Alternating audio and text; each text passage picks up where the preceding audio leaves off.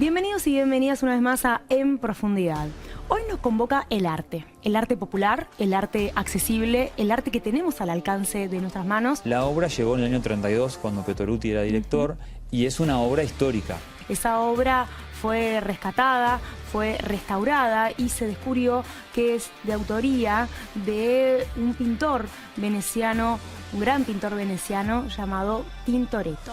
Lo que le da el gran interés es el relato que tiene detrás. Esa obra de gran valor está a muy pocos metros, está aquí en la ciudad de La Plata, es una obra que todos podemos conocer. Que esto esté en una colección pública, que esté en La Plata, habla del valor que tienen las instituciones, el valor que tiene la investigación y de cómo apropiarnos también de los propios relatos. Esto habla de una historia de la Argentina, del coleccionismo. Para hablar sobre esta fascinante historia, para hablar también sobre las políticas culturales en el contexto actual, hoy nos visita Federico Rubituso.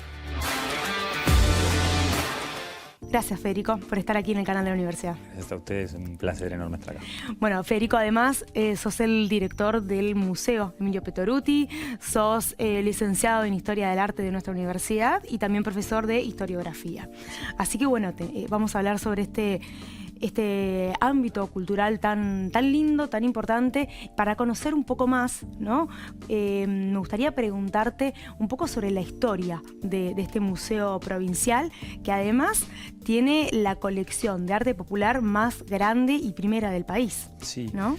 Sí, bueno, el Museo Provincial de Bellas Artes, ahora con el nombre de Emilio Petoruti, es una de las instituciones bonaerenses más antiguas dedicadas a la cultura y al arte. Tiene 102 años, se fundó en 1922 en La Plata, pero su colección fundacional, esta que mencionabas, es mucho más antigua, es de 1877 y la dona un personaje rarísimo, un porteño rarísimo, se llamaba Juan Benito Sosa, que dice: yo voy a gastarme toda la plata que tengo, toda la fortuna que tengo, para comprar un montón de obras de arte europeas y de algunos artistas locales también, donarlas al Estado y que alrededor de esa colección el Estado haga el primer museo de arte del país. Esto sucedió antes del Museo Nacional, antes de Schiaffino, bueno, de todos los personajes que estaban ahí, que eran todos amigos. Entonces dona esto al Estado provincial, no se había federalizado Buenos Aires todavía,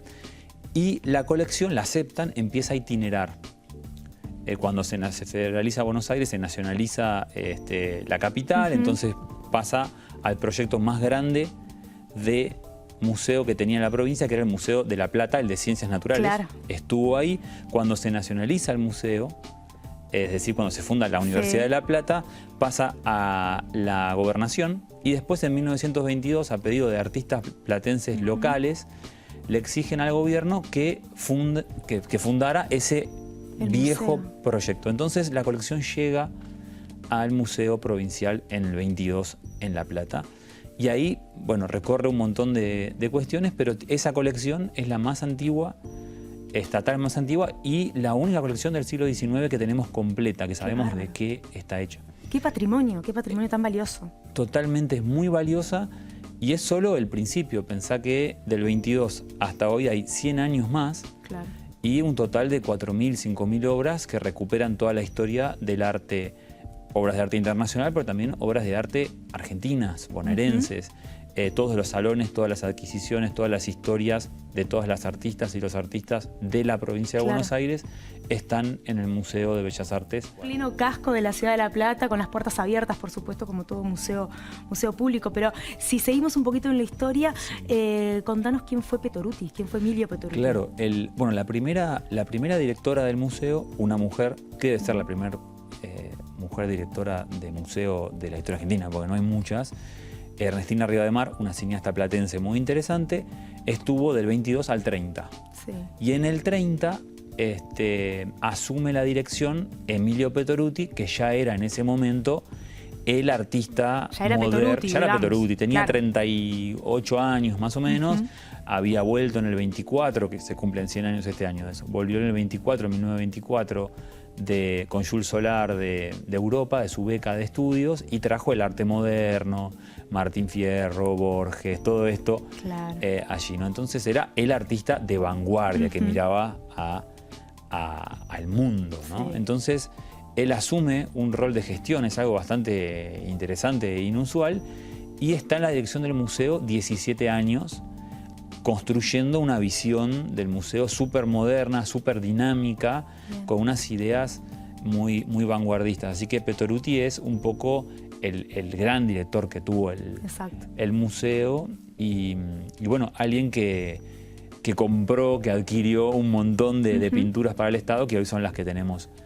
Qué valioso. En el museo, sí. Pero Fede, acá también hay otro dato en la historia, muy curioso, que está con el nombre de Molina Campos, ¿no? Sí. Que también hubo ahí como una disputa con el nombre, cuando se tuvo que decidir qué nombre llevar al museo, Petoruti, con una visión sumamente distinta a Molina Campos. Contanos también esa historia que es muy interesante y que hay que saberla. Totalmente, y es interesantísimo, porque claro, uno dice, bueno, es el nombre de una institución, Museos Provinciales de Bellas Artes hay muchos. Claro. Hay en Entre Ríos, en Santa, hay un montón de lugares, pero había que poner un nombre al museo, ¿no? Entonces se discutió mucho tiempo, varias décadas, qué nombre se le ponía al museo. Si el más lógico, que terminó siendo era Emilio Petoruti, porque había sido director, porque era platense y porque es un artista muy reconocido en el mundo.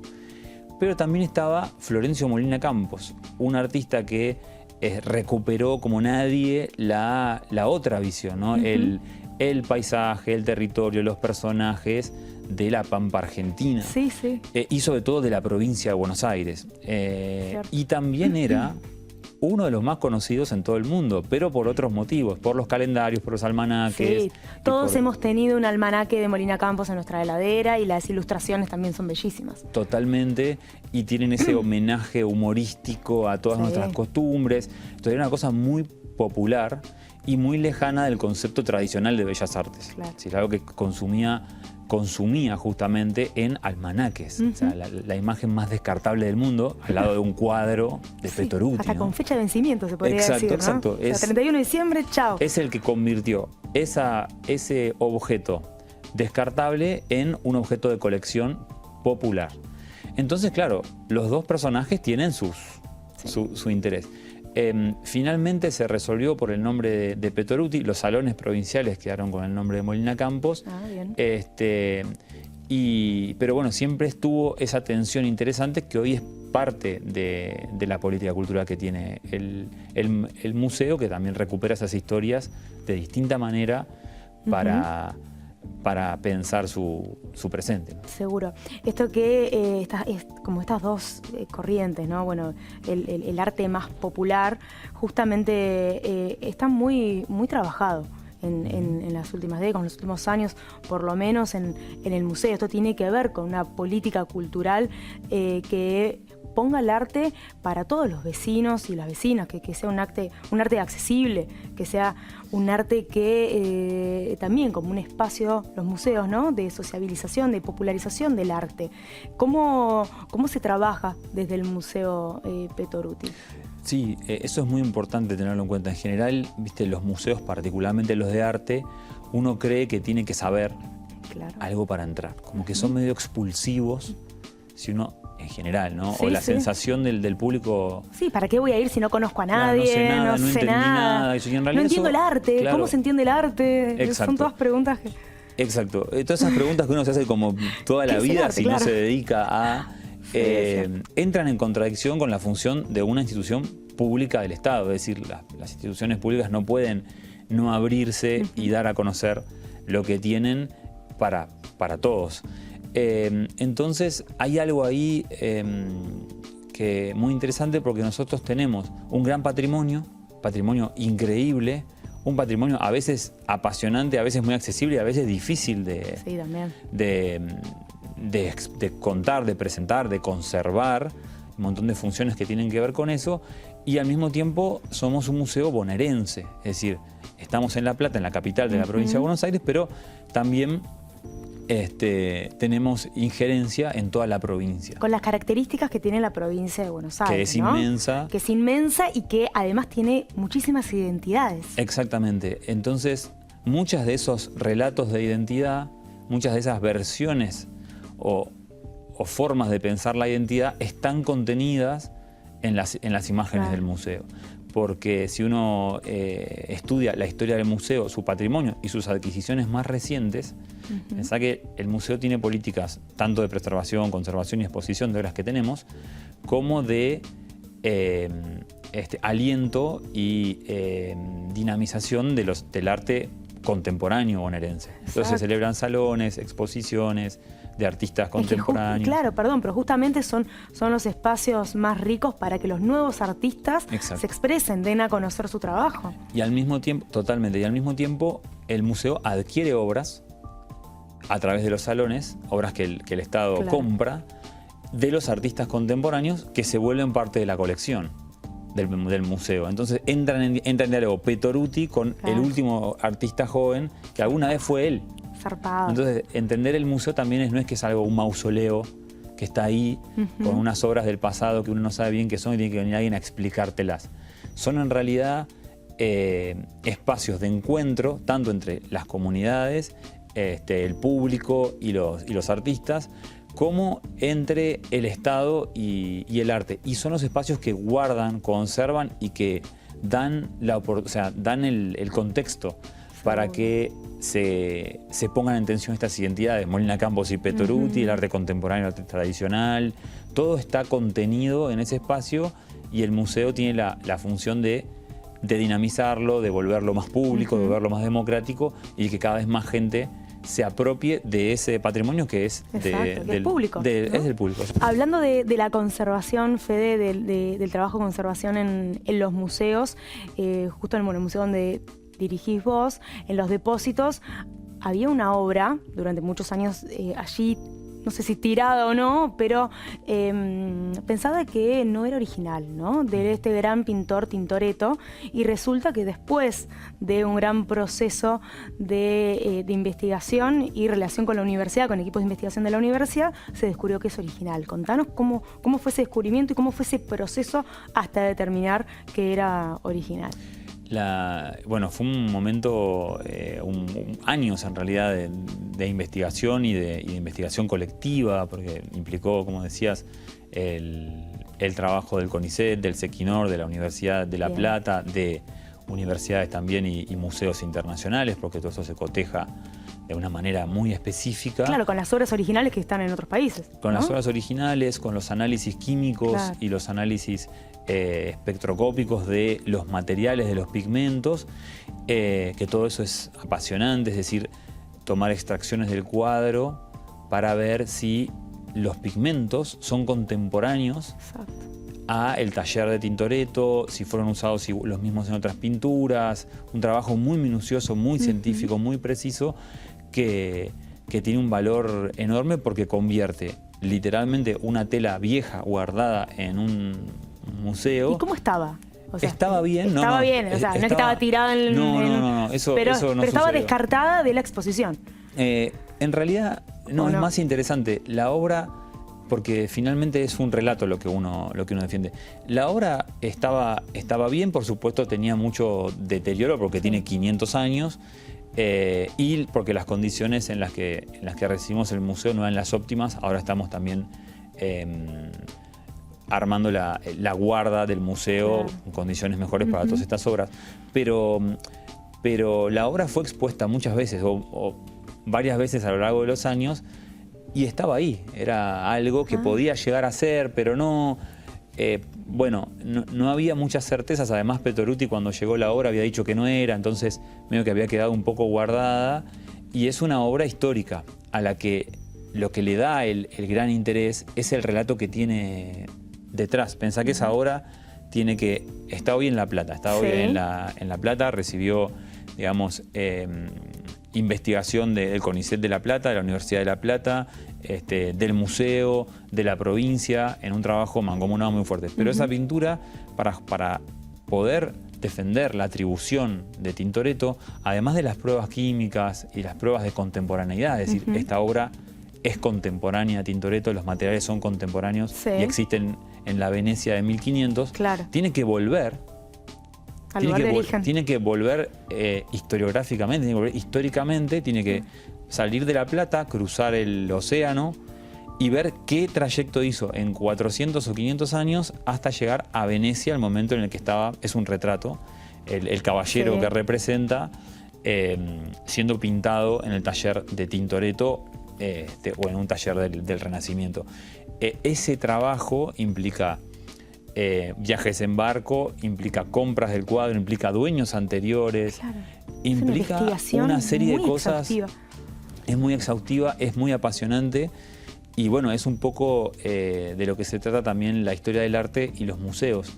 Que esto esté en una colección pública, que esté en La Plata, habla del valor que tienen las instituciones, el valor que tiene la investigación y de cómo apropiarnos también de los propios relatos. Esto habla de una historia de la Argentina, del coleccionismo, de también una visión de un director mucho más moderno que dijo, bueno, esto lo guardamos, en otro momento apareció, del CONICET y de la universidad como espacios para transformar literalmente los relatos y los objetos de todos. Claro.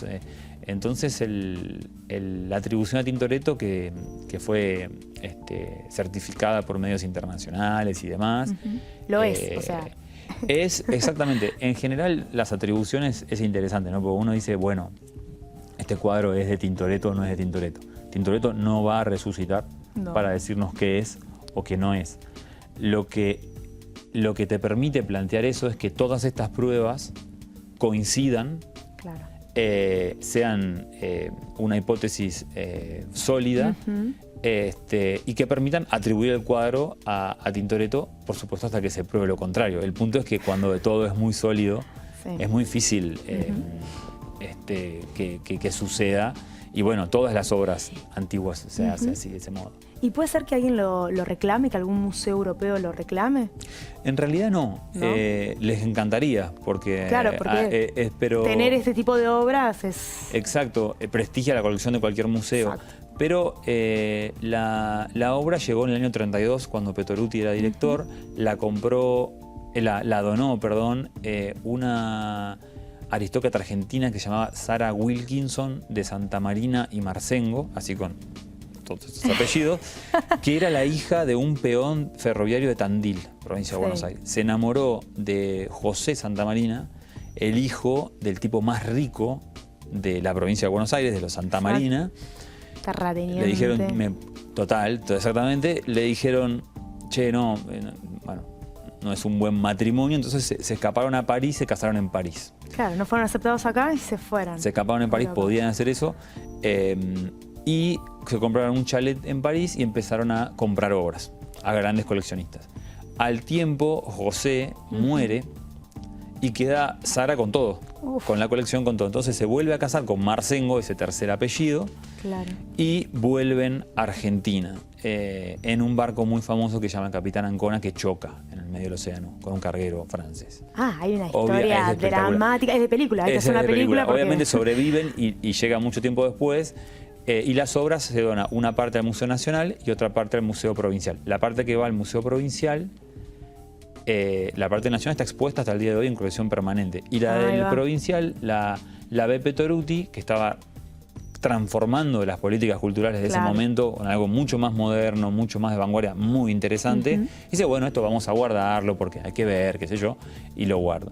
Y Sara se lo compra a un coleccionista un galerista muy famoso en París, que se lo compra a la colección de un ingeniero belga que había tenido la obra durante muchos años, había sido expuesta en un montón de lugares y tenía justamente, ya ahí no había discusión que era Tintoretto, ese movimiento era por supuesto con otros criterios, pero bueno, fue vista por un montón de artistas ingleses sobre todo y franceses en muchas exposiciones, artistas famosos, y este belga la habría comprado en Venecia a una condesa que se dedicaba a rescatar obras de edificios que estaban como en desuso. Sí, ya estaban. Ahí un poco perdemos el rastro y entonces lo que había que hacer era ir del archivo de Tintoretto hasta ahí, a ver cómo asociábamos esa obra.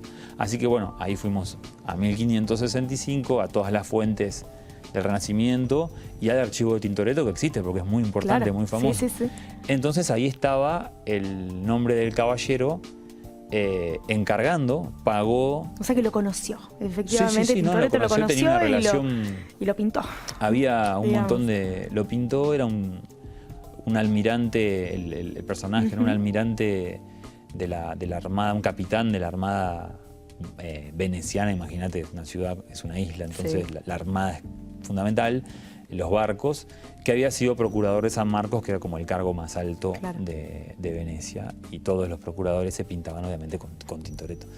Así que está el documento, ¿no? Esa cosa muy minuciosa de, bueno, voy pagando los chelines de qué sé yo a este cuadro, y empezamos a estudiar esa iconografía, esa imagen, las inscripciones que tiene, el estilo que tiene, lo que dio la radiografía también.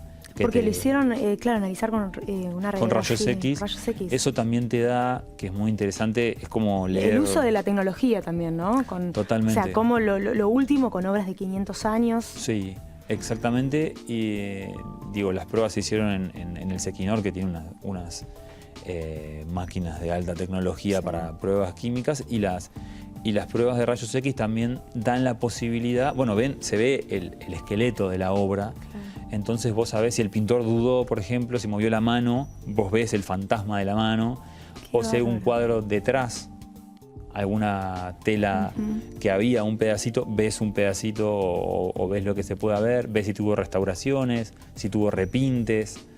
Es como una especie de aventura total ese momento, y sobre todo podés determinar, comparándola con otras radiografías de otros Tintorettos, el gesto.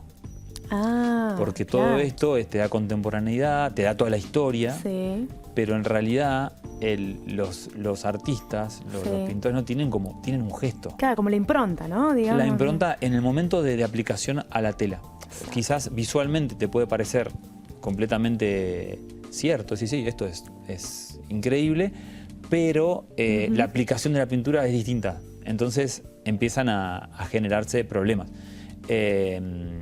Este también fue comparado con otros Tintorettos en distintos puntos, donde se sabía que Tintoretto trabajó específicamente en la barba, los ojos, algunas cuestiones, también para llevar el argumento a ese nivel de expertise, que fue muy interesante. Fede, este trabajo que estás relatando y detallando se hizo de la mano con la universidad, ¿es cierto? Y estamos en un contexto sumamente difícil para las instituciones públicas, para la cultura, que ahora vamos a hablar un poquito más sobre el área, pero la universidad también está siendo muy castigada, ¿no? ¿Qué importancia que la universidad de investigación tenga un financiamiento? Porque permite, por ejemplo, este tipo de cosas, ¿no? Hallazgos que son muy valiosos para nuestra cultura. Sí, es uno de los grandes problemas de este momento. También este tipo de noticias muestran y dan cuenta, por eso es tan interesante, todos los equipos que estuvieron implicados, los restauradores, los conservadores, todos egresados de la universidad, los equipos tecnológicos y también el interés. Fíjate que es una noticia internacional, es una cosa que prestigia y transforma al museo, es decir, el museo cambian las relaciones internacionales, cambia un montón de cuestiones, y al mismo tiempo lo jerarquiza también, lo jerarquiza, sí, y también muestra la capacidad transformadora que tiene la universidad, en términos también de no solo los contenidos y de la excelencia académica, porque viste que está la discusión de ¿para qué sirve todo eso? Seguro. Como si fuera una cuestión de refinamiento simplemente, ¿no? Así, esto es como si hay sobrante, ¿no? de presupuesto, lo ponemos acá como si esto fuera un lujo. Y realmente no es así. Es decir, la construcción de las instituciones, la construcción de la universidad, la construcción de la cultura argentina y su estudio, su investigación y su puesta en valor empieza a ser fundamental para todo el mundo. Todo el mundo quiere venir a ver el Tintoretto, porque fue descubierto o está en una colección argentina, en una colección platense, lo investiga una universidad donde van tus hijos, tus nietos, Exacto. tus nietas. Entonces, donde toda la persona que atraviesa la universidad les cambia por completo la vida. Totalmente, y entiende que todo eso tiene una función social absolutamente fundamental y absolutamente vital para la propia existencia, como si, digamos, incluso como si toda esa cuestión más cultural, más simbólica, fuera algo, por ejemplo, que no tenga nada que ver con la identidad. Claro. Pensemos que esto es una colección pública, habla de una historia que tiene que ver con Europa en este caso, pero también tiene que ver con el coleccionismo, con el deseo del Estado de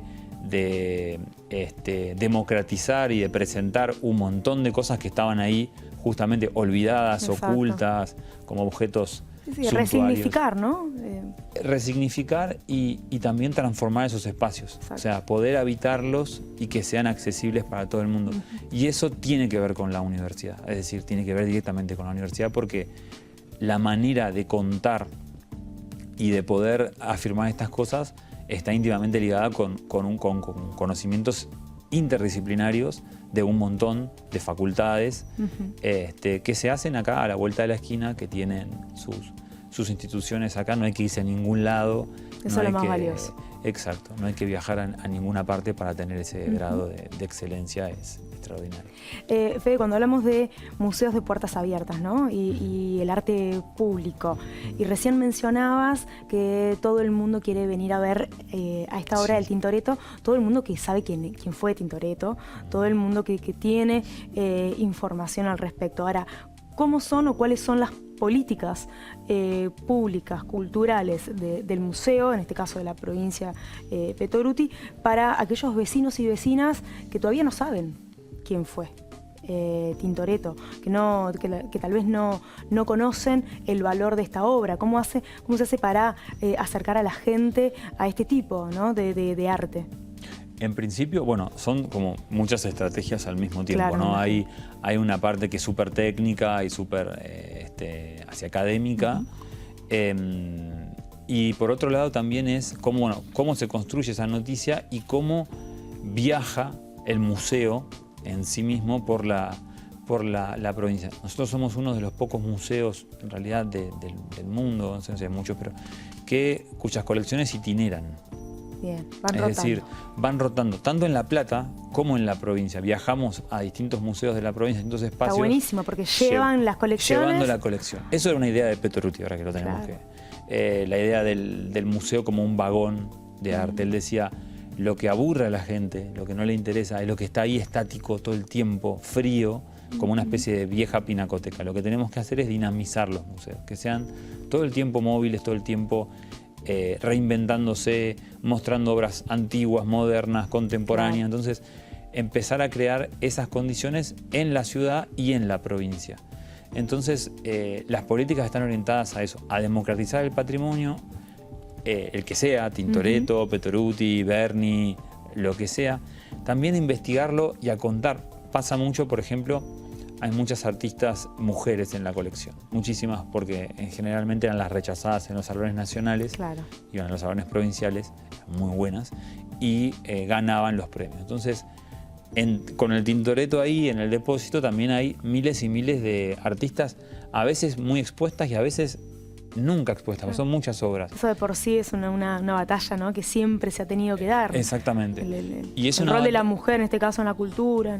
Es una batalla que implica mostrar las obras, estudiarlas y pensar de qué están hechas las políticas culturales. Es decir, si uno tiene esa gran cantidad de obras de mujeres guardadas en el depósito, ¿por qué en las exposiciones no estaban?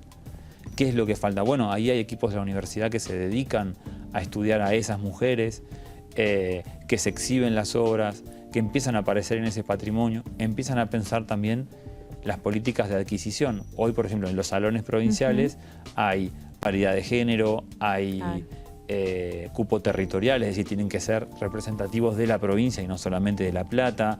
Hay un montón de cuestiones que son institucionales, que son administrativas, que parecen medio de agenda.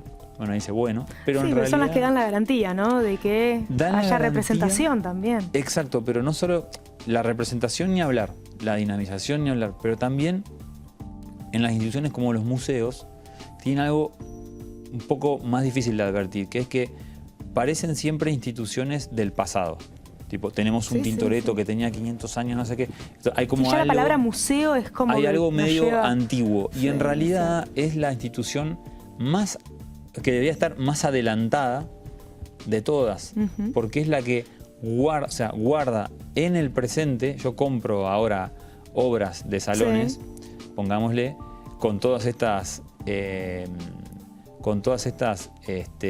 normativas y demás, y esas obras en algún momento, o sea, a partir de ese momento pasan a ser parte del museo. Dentro de 30 años, esas obras están hablando de un momento, no solamente en sí mismas, sino de un momento histórico. Bueno, en este momento se empezaron a hacer estas exposiciones. Las decisiones, ¿no?, de ese momento. Como... Exactamente, y al mismo tiempo construyen hacia adelante más formas de esa identidad. O sea, conservan pero transforman esa identidad. Si la identidad del museo era la repetición de las mismas obras todo el tiempo, bueno, es mostrar las que no se mostraban y adquirir las que no se adquirían.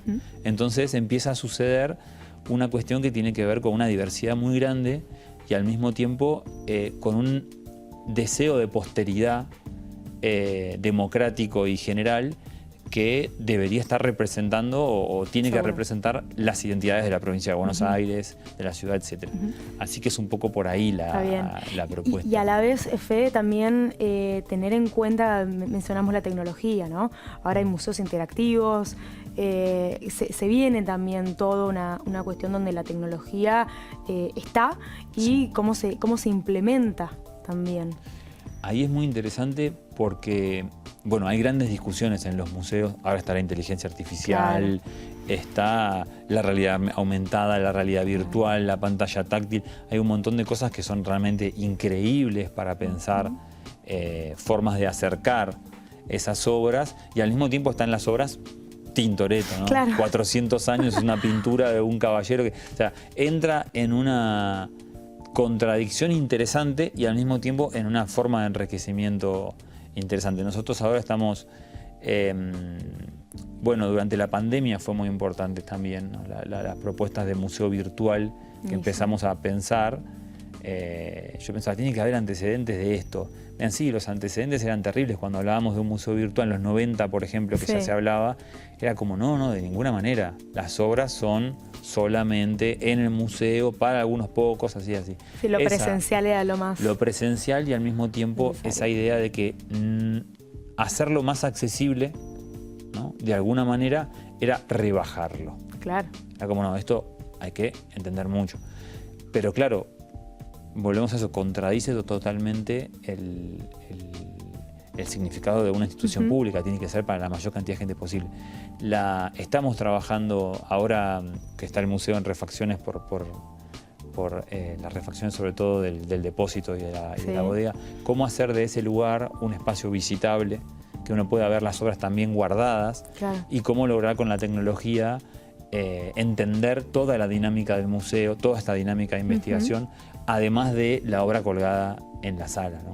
Entonces están pensando visitas con realidad aumentada. Para las niñeces también, ¿no? El arte para de las la infancias, niñez, totalmente, es fundamental. Es fundamental que esté la tecnología como una herramienta. Eso es lo que nos preocupa, porque con la tecnología están todo el día. Todo el día. Entonces entran al museo que hay cuadros y pinturas y cosas que parecen de hace siglos. Bueno, ¿de qué modo, con la misma herramienta que usan todos los días, pueden acercarse a eso? Y es extraordinario el efecto, porque lo ven algo justamente frío y estático, porque no saben cómo se hizo, de qué está hecho, quién lo hizo, quién era. Cuando el relato empieza a aparecer detrás de esas imágenes, hasta se entusiasman más que con el celular, ¿no? Y si lo pueden usar para eso, es fundamental. Así que estamos también pensando un montón de estrategias para eso. Seguro. Fede, estamos llegando al final del programa, pero vos trajiste tus obras, ¿no? También, Contanos un poco, vamos a empezar a mostrarlas, aunque sea alguna. Contanos la técnica, contanos también cómo trabajaste y cómo llegaste, ¿no? Sí. Tu camino hacia el arte. Claro, bueno, yo me dediqué en realidad a la historia del arte, principalmente a la investigación y a la gestión de museos, pero también a la ilustración y a todo lo que tenía que ver con una cuestión más de producción. A veces pasa que cuando elegimos una carrera o pensamos en todo ese trayecto, hay un montón de cosas que nos quedan afuera. Sí. Nada, pues, bueno, hay que elegir un tema, hay que escribir una tesis, hay que... O que empezás a descubrir también, ¿no? O que empezás a descubrir otras cosas y dejás un poco de lado algunas prácticas que te gustaban. Por ejemplo, después digo, no van a ser... Y en general están muy entrelazadas con lo que realmente te interesa. Y bueno, yo traté siempre de que eso no se separe, o sea, no se separe demasiado de la producción también más artística. Así que las ilustraciones, estas justo son de un libro que hice antes de trabajar en el museo, pero que ya tenía que ver con las colecciones, con la iconografía, con una serie de inventarios, con el detalle, como con una investigación visual. Así que me parecían también interesantes para poder nuclear los dos mundos. A veces pasa que toda esta cuestión tan estatal, tan académica, tan institucional, resulta muy alejada de las personas, ¿no? Y en realidad es exactamente lo contrario. O sea, se hace todo eso y está hecho por personas igual que el arte, igual que las ilustraciones, igual que las cosas que hacemos porque nos gustan. Así que bueno, se nota bastante esa afiliación. El nivel de detalle que tiene esta ilustración es tremendo y me da mucha curiosidad en la manera de producción. O sea, ¿cómo lo haces? ¿Cuánto tiempo te llevó a hacer, por ejemplo, esta lámina? Esto es un proyecto que yo bastante tiempo, bastantes meses, pero también lo hacía en momentos en los que a la noche, o sea, no tenía, es un proyecto personal y no tenía tiempo de entrega. Entonces... es una exigencia sumamente personal. Claro, y quizás ahí se hace con tinta, primero con lápiz, después con puntas estilográficas, que es como las Rotring, las viejas Rotring, que te da mucha precisión, te da muchos detalles y te permite, con la línea solamente, descargar un montón de información. El dibujo es más que nada, son ideas, es información. Entonces, pero tremendo, porque tu cabeza... Mucha información, o sea, sí, demasiada información. Explota. pero justamente tiene esa idea de inventario y de museo. Hay cuadros colgados atrás, hay personajes que salen de los cuadros, hay personajes que dialogan. No, pero me encanta porque, o sea, uno puede estar horas... Puede estar mucho tiempo, ir y venir y descubrir... Esa es un poco la idea del cuadro, que te dé curiosidad, igual que en las investigaciones, que te dé curiosidad cómo está hecho, cuándo fue hecho, y todas esas cuestiones que a mí siempre me apasionaron de las imágenes que encontraba en el museo, por ejemplo. Bueno, cómo lograr ese efecto de alguna manera en la propia producción, esa curiosidad que a veces te puede dar algo tecnológico o te puede dar algo súper analógico como esto, que es irreproducible, es decir, no se puede imprimir prácticamente porque se empasta. Así que bueno, era también una... Mirá si dentro de 500 años se encuentra una lámina de Rubí Tusso y el laburo que les va a llevar para ver si es un original o no. Bueno, lo que hoy estamos reponiendo así rápidamente, tal cual. Igual serían otras tecnologías, pero Fede, bueno, para dejar tal vez un mensaje final, ¿no? Sobre la importancia del arte popular, sobre todo, ¿qué le podemos decir a todos los vecinos, las vecinas? Qué importante las batallas culturales, ¿no? Que estamos dando en muchos aspectos, sobre todo bueno, en estos momentos que estamos viviendo. Yo creo que lo fundamental, por lo menos la preocupación principal de los museos y las instituciones culturales, es que primero que estén abiertas a todos y a todas realmente, y segundo que la gente se las apropie como propias, o sea, dicho de alguna manera, es decir, literal, que no lo vean como algo que no es de ellos. Son instituciones, son obras, son cuestiones que la exigencia que uno recibe, si es esa, es la mejor que uno puede recibir, porque es el objetivo de estas instituciones. Entonces tienen que ser espacios para todos, espacios democráticos y espacios accesibles, y al mismo tiempo tienen que ser de todos, es decir, uno tiene que ir allí a encontrarse con las obras y a encontrarse con los vecinos, a encontrarse entre sí. El museo es uno de los espacios más lindos. Yo siempre digo, ir solo al museo y detenerse en una obra es una experiencia estética muy interesante, muy copada. Sí. Pero también es esto, ¿no? Es saber, hay que justamente saber de arte para leer una obra. Exacto. No, en realidad, lo más fácil, el truco más fácil sin ningún tipo de sistema es ir con alguien. No importa si es tu mamá, tu papá, tu nieto, tu hijo, tu amiga, lo que sea. Ir con alguien y conversar. Si las cosas que están ahí te dan la posibilidad de discutirlas, de discutir algo, y terminás hablando de cualquier otra cuestión de tu vida a raíz de algo que viste o algo que te gustó y te interesó, el museo funcionó como espacio de encuentro, como espacio de identidad, como espacio fuera del tiempo cotidiano, un lugar donde uno entra a otra temporalidad, te cuenta cosas del pasado, te cuenta cosas del presente, te explica cosas de lo que puede llegar a ser, y está lleno de imaginación o de imaginaciones. Entonces, ir solo está buenísimo, ir con alguien y conversar y usar ese espacio para habitarlo, me parece que es la mejor forma de librar una batalla cultural que nos individualiza un montón, que nos convierte también en máquinas como de producción más económica, y apropiarse de ese lugar y construirlo como un espacio de identidad para cada uno. Seguro. Gracias, Federico. A vos. Bueno, muchas gracias a todos ustedes que están del otro lado de la pantalla de UNLP TV, y como saben, hay que concurrir a los museos, hay que conocerlos, hay que transitarlos. El Museo de Bellas Artes de nuestra provincia está aquí, muy cerquita de Plaza San Martín, y también nuestra universidad tiene más de 20 museos. Así que están todos con las puertas abiertas para que todos y todas los conozcan. Con ustedes nos reencontramos en la próxima semana en otro programa.